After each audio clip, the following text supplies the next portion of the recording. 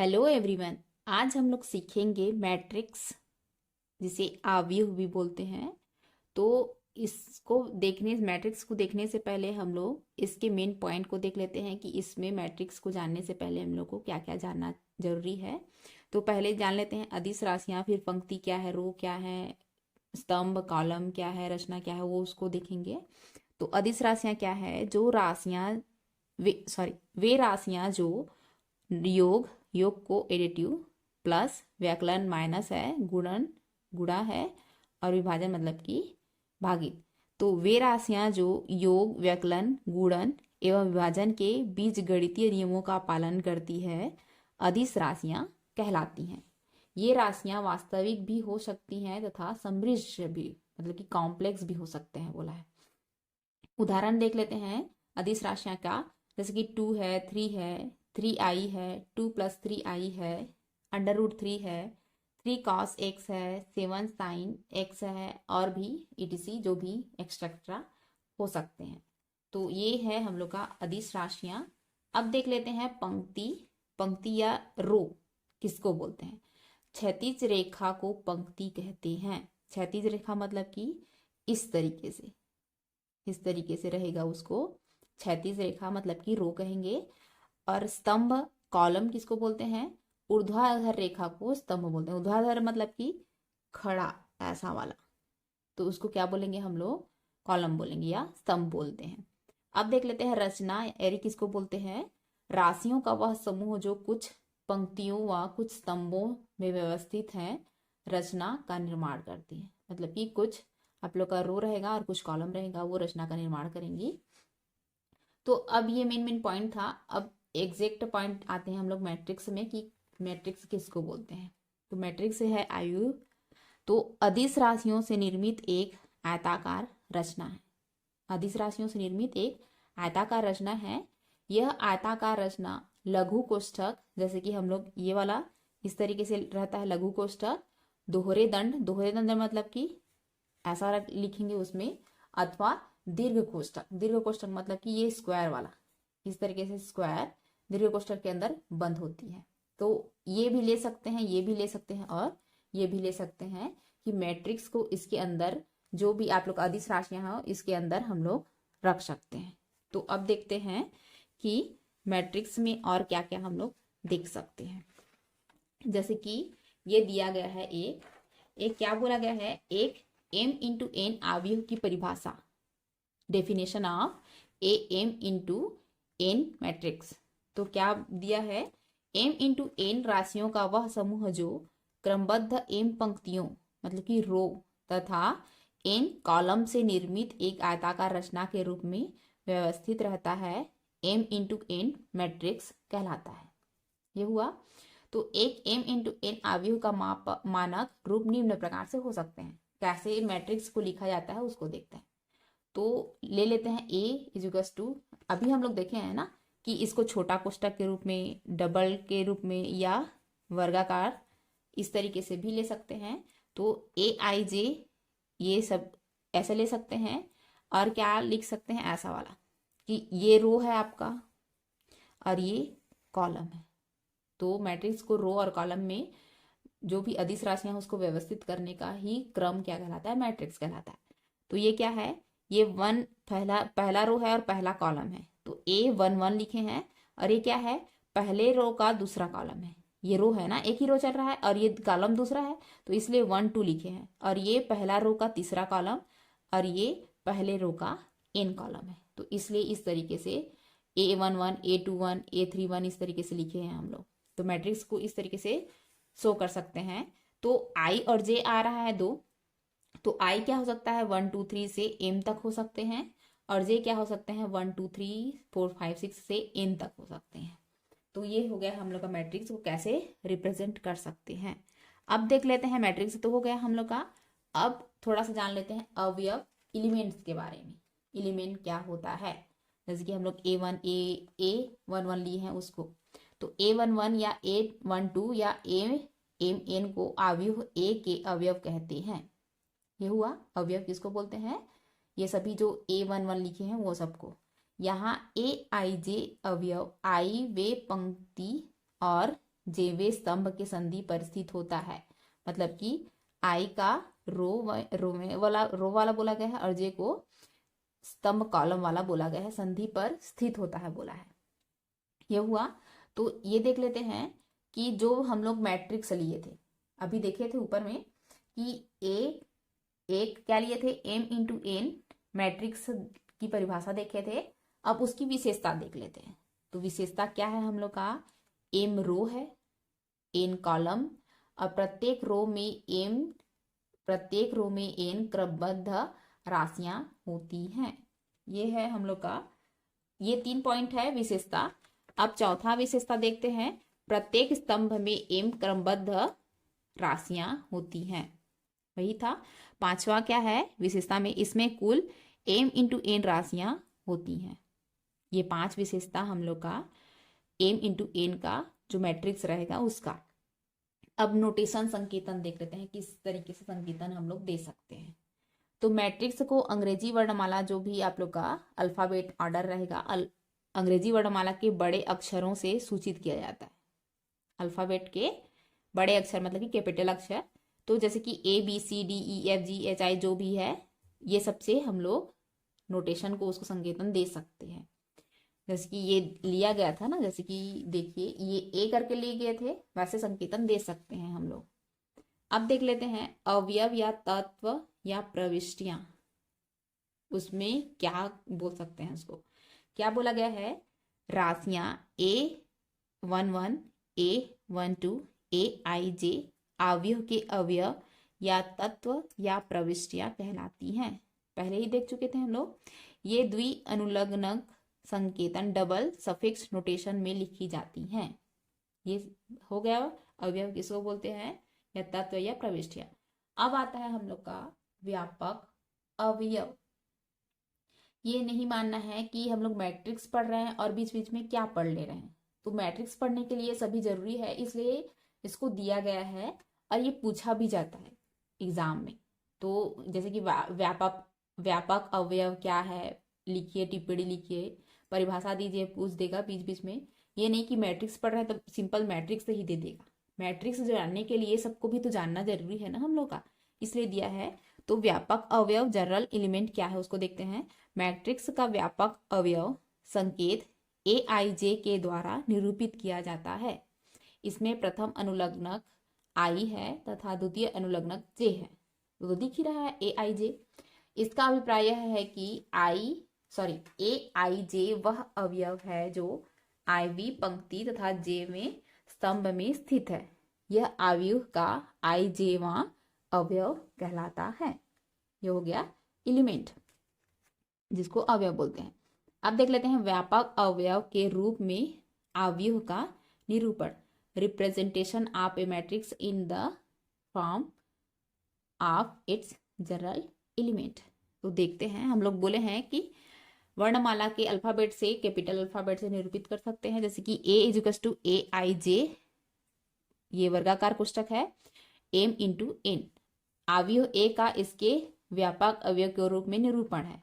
तो I मतलब कि हम लोग को पता है, पहले ही देख ली है क्या था, 1 2 3 से M तक, और J क्या था 1 2 3 से N तक। तो एक इंपॉर्टेंट नोट लिख सकते हैं, M × N क्रम के एक अवयव A को कभी कभी AMN के रूप में भी लिखा जा सकता है। ये है। अब देखते हैं हम लोग और इसको कैसे देख सकते हैं। तो अब आ जाता है हम लोग का प्रकार, अवयव के प्रकार। इतना तो मैट्रिक्स के लिए इंपॉर्टेंट पॉइंट क्या क्या था उसको देखे हैं हम लोग। अब आते हैं अवयव के प्रकार को किस तरीके से डिफाइन किया जा सकता है। तो अवयव का प्रकार मोस्ट इंपॉर्टेंट है। क्वेश्चन जो आता है ये प्रकार के द्वारा हम लोग जान सकते हैं, और इसको 3 नंबर या 4 नंबर में पूछता है कि अवयव के प्रकार, अवयव क्या है, उसके प्रकार को स्पष्ट वर्णन करिए। इस तरीके से तो देखते हैं, प्रकार बहुत सारे हैं, 12-13 हैं। तो एक एक प्रकार को देखते चलते हैं कि कितने प्रकार का होता है। तो पहला प्रकार है हम लोग का पंक्ति अवयव, जिसको रॉ मैट्रिक्स बोलते हैं, रो मैट्रिक्स। तो रो मैट्रिक्स किसको बोलते हैं, वह अवयव जिसमें केवल एक पंक्ति होती है, पंक्ति अवयव कहलाता है। पंक्ति मतलब कि ऐसा वाला, ये है पंक्ति। जैसे कि उदाहरण दिया गया है 2 5 -7 8 12 और ये ब्रैकेट बंद करके 1 × 5। 1 × 5 क्यों लिए हैं? देखो रो 1 ही है, एम आपका रो है और एन क्या है? कॉलम है। तो एम इंटू एन होना चाहिए था। तो एम क्या है हम लोग का? देखो एक ही रो है और कॉलम कितना है? 1 2 3 4 5 है, तो इसलिए 1 × 5 लिए हैं। ये होता है पंक्ति आव्यूह या रो मैट्रिक्स। अब दूसरा लेते हैं स्तंभ आव्यूह या कॉलम मैट्रिक्स। वह आव्यूह जिसमें केवल एक स्तंभ या कॉलम होता है कॉलम मैट्रिक्स कहलाता है। उदाहरण देखिए यहाँ पे, अगर इसको लिखना चाहे तो क्या लिख सकते हैं हम लोग? रो के लिए 1 2 3 5 4 4 × 1 लिख सकते हैं। वही है ना, एम आपका रो के लिए रिप्रेजेंट और एन क्या था? कॉलम के लिए। तो ये आपका स्तंभ मैट्रिक्स हुआ। अब तीसरा देख लेते हैं शून्य आव्यूह। शून्य आव्यूह किसको बोल सकते हैं हम लोग? तो शून्य आव्यूह 0R नल मैट्रिक्स। वह आव्यूह जिसका प्रत्येक अवयव शून्य हो शून्य आव्यूह कहलाता है। प्रत्येक अवयव मतलब कि जो भी ये सब लिए हैं हम लोग, वो क्या होना चाहिए? शून्य होना चाहिए, तभी उसको क्या बोलेंगे हम लोग? शून्य आव्यूह कहेंगे। मतलब कि m × n क्रम के शून्य आव्यूह को 0 m × n से निरूपित किया जाता है। तो देखते हैं, अगर इस तरीके से दिखे आप लोगों को सभी का सभी शून्य, तो उसको शून्य आव्यूह कर देंगे या नल मैट्रिक्स बोलते हैं। और 3 × 3 क्यों लिए हैं? देखो ये first row, second row, third row, first column, second column और थर्ड कॉलम, इसलिए 3 × 3 यहाँ पे लिखा गया है नोटेशन के रूप में। अब चौथा प्रकार देखते हैं। चौथा प्रकार क्या है? वर्ग आव्यूह या स्क्वायर मैट्रिक्स बोलते हैं। वर्ग आव्यूह या वह मैट्रिक्स जिसमें पंक्तियों की संख्या स्तंभों की संख्या के बराबर होता है। वर्ग स्क्वायर मतलब कि वही है कि सभी का सभी हम लोग का बराबर रहे। जैसे कि स्क्वायर मतलब कि ये वाला लेते हैं तो स्क्वायर कहलाएगा, पूरा का पूरा बराबर होना। लेकिन यहाँ पे हम लोग को ये वाला नहीं लेना है। देखो पूरा का पूरा कब बराबर रहेगा? जैसे कि रो भी बराबर रहे, कॉलम भी बराबर रहे, तो उसको हम लोग स्क्वायर मैट्रिक्स बोल सकते हैं। यहाँ पे कुछ भी रह सकते हैं, हम लोग नेक्स्ट जब क्वेश्चन डील करेंगे तो इसको देखेंगे। तो ये कभी कभी शॉर्ट नोट में भी पूछता है कि वर्ग आव्यूह क्या है, संक्षेप में समझाइए। तो इस तरीके से परिभाषा या उसको क्या बोलते हैं उसको देना है और उसका एक एग्जाम्पल देकर करना है। तो ये हो गया हम लोग का चौथा का प्रकार। अब देख लेते हैं पांचवा प्रकार। हम लोग का पांचवा प्रकार क्या है? मुख्य विकर्ण या प्रिंसिपल डायगोनल। तो मुख्य प्रकार के रूप में हम लोग को क्या देखेंगे? प्रत्येक वर्ग आव्यूह में 2 विकर्ण होते हैं। विकर्ण किसको बोलते हैं पहले चलो ये पहले देख लेते हैं। प्रत्येक वर्ग आव्यूह में 2 विकर्ण होते हैं। इनमें बाएं हाथ के ऊपरी सिरे से दाएं हाथ के निचले सिरे तक खींचे गए विकर्ण को मुख्य विकर्ण कहते हैं। ये हो गया 2 विकर्ण। विकर्ण मतलब कि क्या होता है? जैसे कि मान लो ये हम लोग का एक वर्ग है, तो इस भुजा को यहां से यहां तक मिलाने पे जो रहता है वो विकर्ण है। तो एक विकर्ण ये हुआ और दूसरा विकर्ण ये हुआ। तो एक विकर्ण देखिए यहाँ पे है और दूसरा विकर्ण ये भी हो सकता है, लेकिन मुख्य विकर्ण क्या है? यही वाला है हम लोग का, ये हुआ। तो क्या बोला गया है? इनमें बाएं हाथ ये है ऊपरी सिरे से दाएं हाथ के निचले सिरे, ये ऊपरी सिरा है और निचले सिरा के बाएं हाथ के निचले सिरे से को मिलाने से मुख्य विकर्ण मिलते हैं बोला गया है। तो यही है आपका मुख्य विकर्ण। ये हो गया हम लोग का। अब क्या बोला गया है? इसके लिए कंडीशन बोला गया है ओनली स्क्वायर मैट्रिक्स के ही विकर्ण होते हैं। मतलब कि जो स्क्वायर मैट्रिक्स होंगे उसी के विकर्ण होंगे, और स्क्वायर मैट्रिक्स नहीं होगा तो उसमें विकर्ण नहीं पाया जाएगा, क्योंकि सब भुजा अगर बराबर हैं बोलते हैं तभी विकर्ण मिलता है, और यहाँ पे पूरे के पूरे रो और कॉलम बराबर रहेंगे तभी विकर्ण मिलेगा। मुख्य विकर्ण के अनुदिश स्थित अवयवों को मुख्य विकर्ण अवयव कहते हैं। यहाँ ABC मुख्य विकर्ण अवयव है, क्योंकि मुख्य विकर्ण ले रहे हैं तो इसको मुख्य विकर्ण अवयव तो बोलेंगे ना हम लोग, तो उसी को बोला गया है। अब ये पांचवा प्रकार हो गया। छठवां प्रकार देखते हैं विकर्ण आव्यूह। हम लोग को ये पता चल गया कि विकर्ण किसको बोलते हैं। अब विकर्ण आव्यूह है वह वर्ग आव्यूह में जिसमें मुख्य विकर्ण अवयवों को छोड़कर सभी अवयव शून्य हो। विकर्ण अवयव कहलाता है। देखते हैं, तो मुख्य जो विकर्ण रहेंगे वो हम लोग का शून्य नहीं होगा, बाकी के सभी जो भी अवयव रहेंगे वो शून्य रहेंगे। तो जैसे कि देखते हैं, देखो ये स्क्वायर है, स्क्वायर मैट्रिक्स है, 2 रो रहेंगे और 2 कॉलम है तो स्क्वायर है। तो हम लोग का मुख्य विकर्ण कौन सा है, ये वाला है। तो मुख्य विकर्ण में जो भी अवयव है वो तो 0 नहीं है और बाकी का देखिए 0 है। तो इसमें भी देखो यहाँ पे ये भी तो मुख्य विकर्ण है ना, तो मुख्य विकर्ण में 0 नहीं है अवयव और बाकी के सभी 0 हैं, तो इसको हम लोग क्या बोलेंगे, विकर्ण अवयव बोलेंगे। तो ये हो गया हम लोग का विकर्ण अवयव। 7वां प्रकार का देखते हैं हम लोग, अदिश अवयव या स्केलर मैट्रिक्स।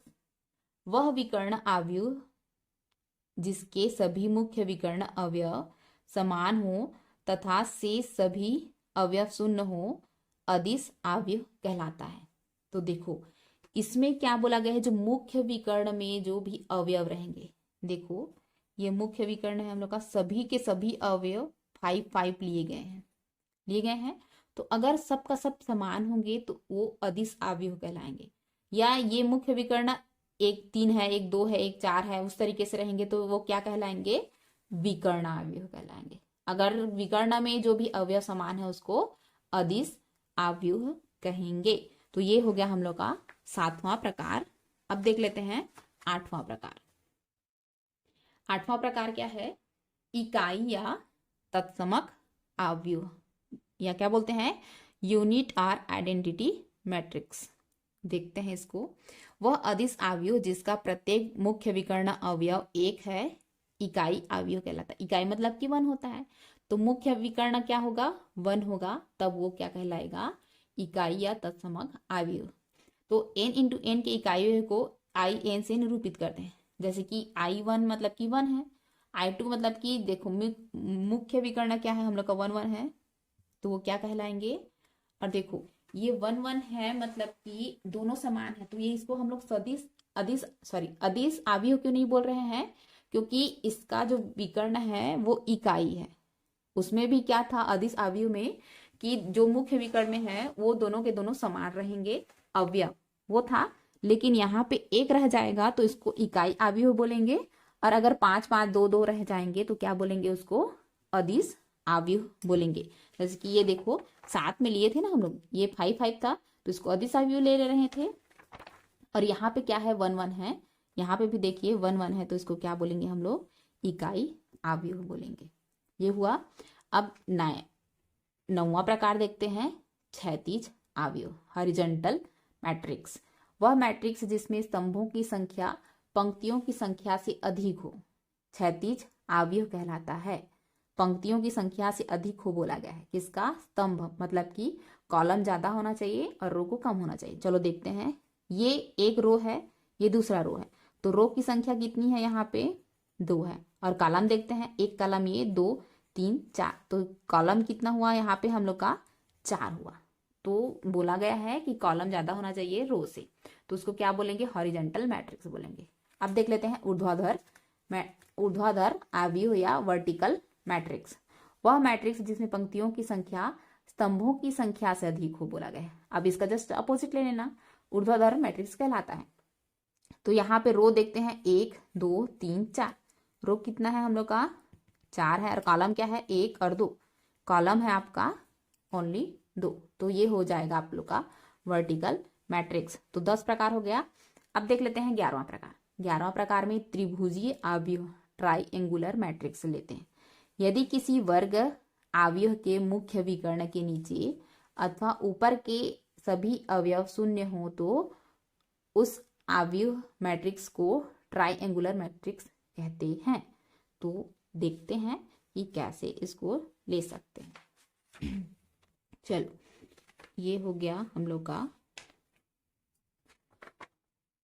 अब ये जो 11वां देखे थे हम लोग, 11वां क्या था हम लोग का, त्रिभुजीय अवयव।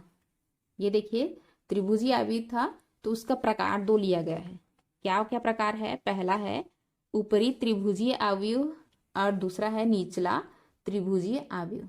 तो ऊपरी त्रिभुजीय अवयव मतलब कि अपर ट्राइंगल मैट्रिक्स को क्या बोलते हैं, यदि किसी वर्ग अवयव के मुख्य विकर्ण के नीचे की ओर के सभी अवयव शून्य हो तो वह ऊपरी त्रिभुजीय अवयव कहलाता है।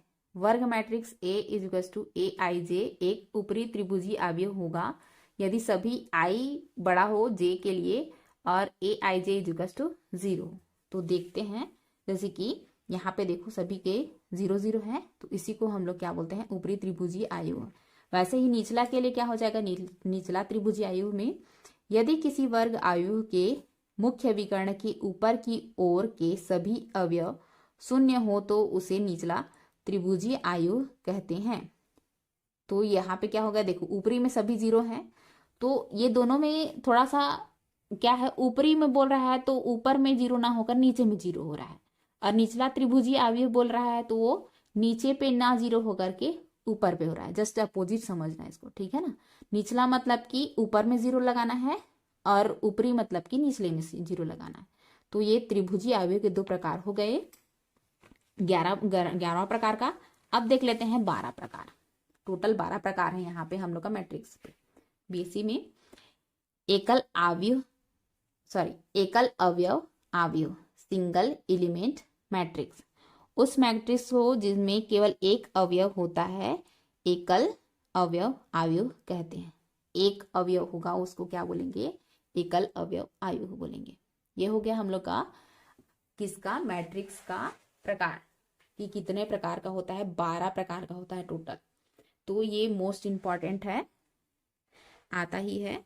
अब देखो, या तो ये आएगा मैट्रिक्स क्या है, प्रकार को समझाए, या तो क्वेश्चन पूछेगा कि मैट्रिक्स ये है, एडिटिव है कि मल्टीप्लिकेटिव है, उसको बताओ करके। अब नया देखते हैं, 2 अवयवों की समानता, कि अगर 2 मैट्रिक्स को देखते हैं तो उसमें क्या क्या इक्वेलिटी देखते हैं। तो 2 मैट्रिक्स समान कहलाते हैं यदि कंडीशन दिया गया है, पहला उनके क्रम समान हो, ठीक है, उनके क्रम क्या हो, समान हो। दूसरा क्या बोला गया है, उनके संगत अवयव समान हो। तो देखते हैं कैसे ये क्रम और संगत अवयव बोला गया है उसको।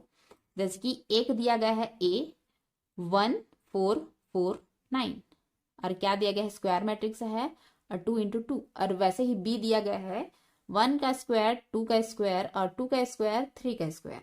ये रो है 2 और 2 कॉलम है। तो देखो अगर इसको हम लोग सॉल्व करते हैं तो ऐसा ही होगा कि नहीं होगा, जैसे कि 1 का स्क्वायर क्या होगा, 1 होगा, 2 का स्क्वायर क्या होगा, 4 होगा, ये 4 है, तो 2 का स्क्वायर कहाँ है, यहाँ पे भी 4 है, यहाँ पे भी 4 होगा, और 3 का स्क्वायर क्या हो गया, यहाँ पे भी 9 और यहाँ पे भी 9। तो यहाँ पे क्या लिख सकते हैं, A = B लिख सकते हैं हम लोग। ये हुआ हम लोग का।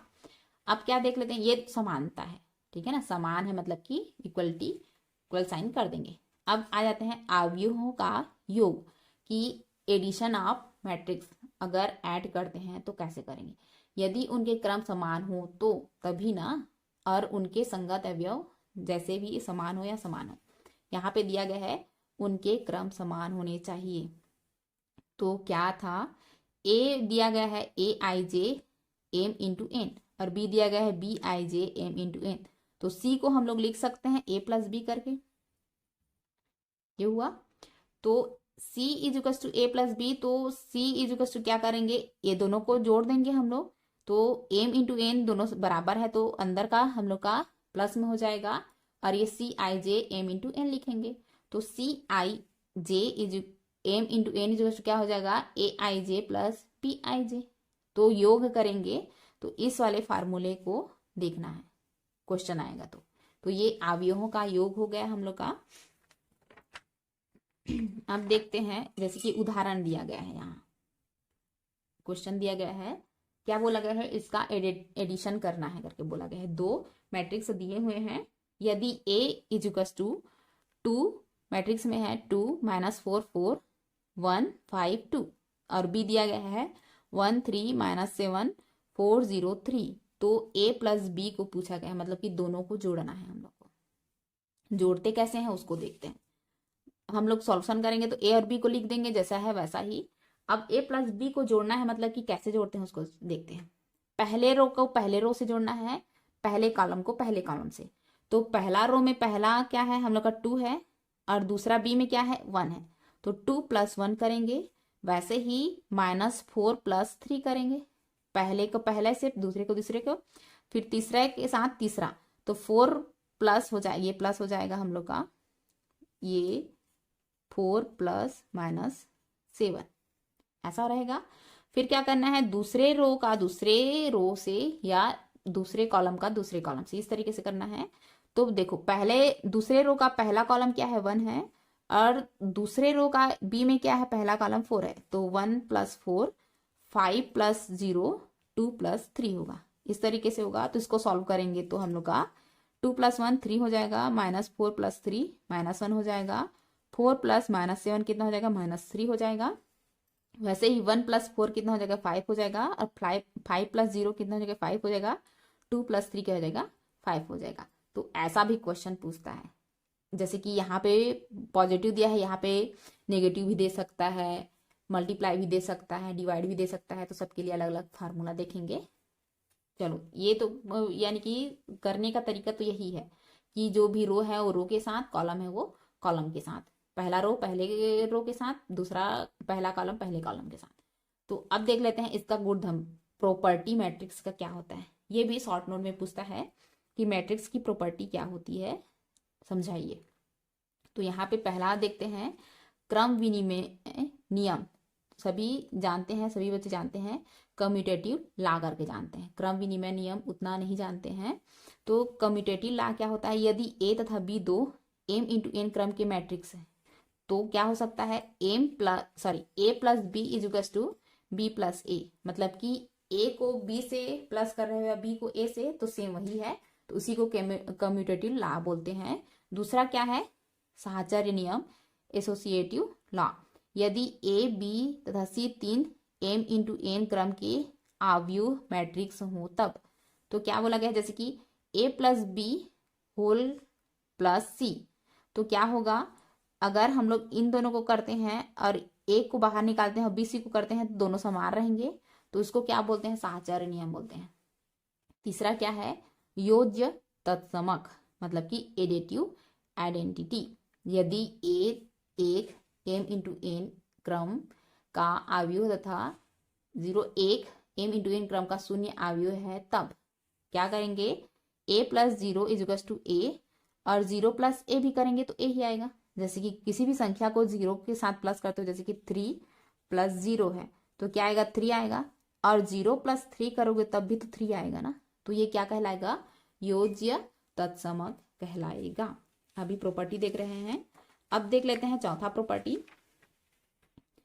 योज्य प्रतिलोम, एडिटिव इनवर्स, प्रत्येक आव्यूह a के लिए एक आव्यूह माइनस a इस प्रकार अस्तित्व रखता है कि, जैसे कि इनवर्स बोला गया है, इनवर्स मतलब कि अपोजिट होता है ना, तो प्लस है तो माइनस होगा, माइनस है तो प्लस होगा, तो a plus minus A is to क्या होगा, दोनों को करोगे तो 0 ही होगा ना, या तो प्लस a के साथ माइनस a करोगे तो 0 होगा, या माइनस a के साथ प्लस a करोगे तो भी 0 होगा, तो ये क्या होता है, योज्य प्रतिलोम नियम होता है।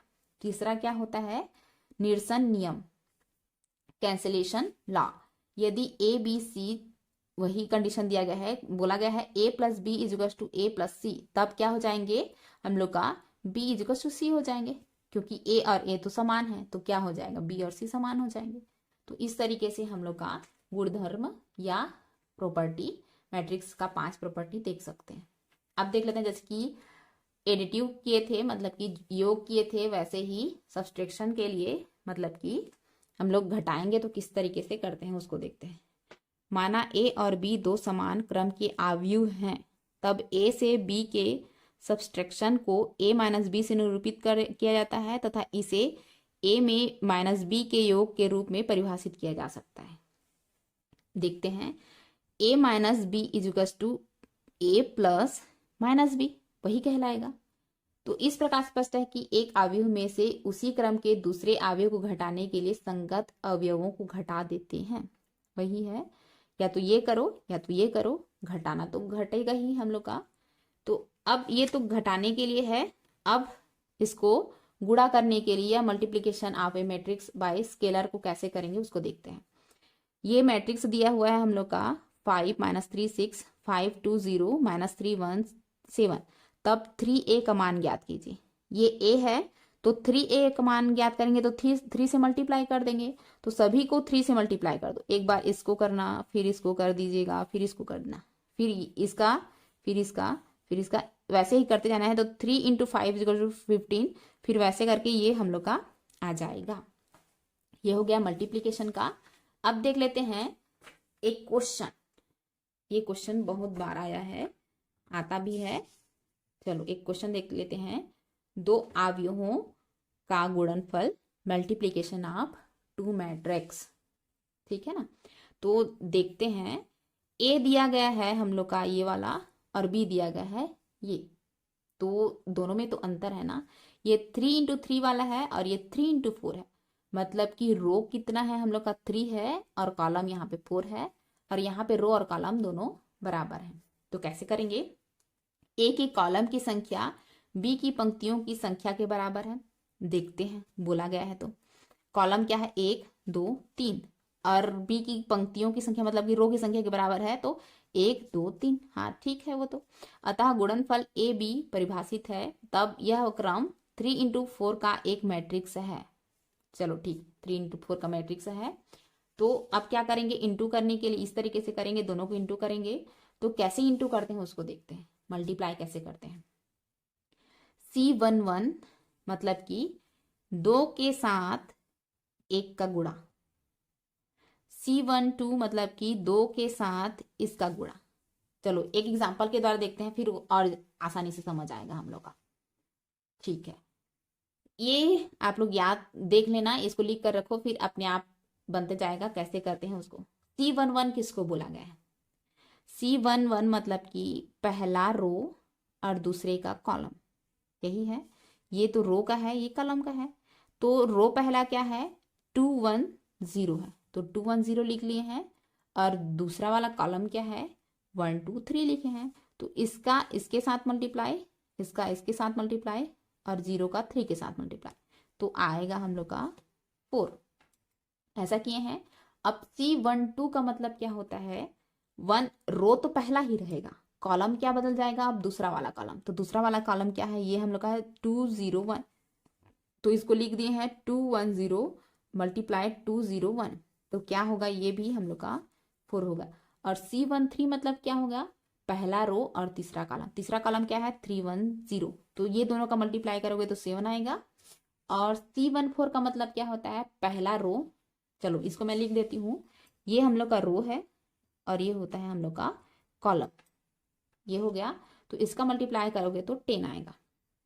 अब और भी करना है हम लोग का, तो ये तो पहला रो का हुआ है ना, रो कितना है, 3 रो है यहाँ पे, तो तीनों का चारों कॉलम के साथ फिर करना है हम लोग का। अब देखो, अब ये देखो C21 मतलब कि दूसरा कॉलम का दूसरा रो का पहला कॉलम, दूसरा रो 3 2 1 है और पहला कॉलम 1 2 3 है, इसका मल्टीप्लाई करेंगे तो 10। वैसे ही 2 2 मतलब कि दूसरा रो दूसरा कॉलम, 2 3 मतलब कि दूसरा रो तीसरा कॉलम, 2 4 मतलब कि दूसरा रो फोर्थ कॉलम।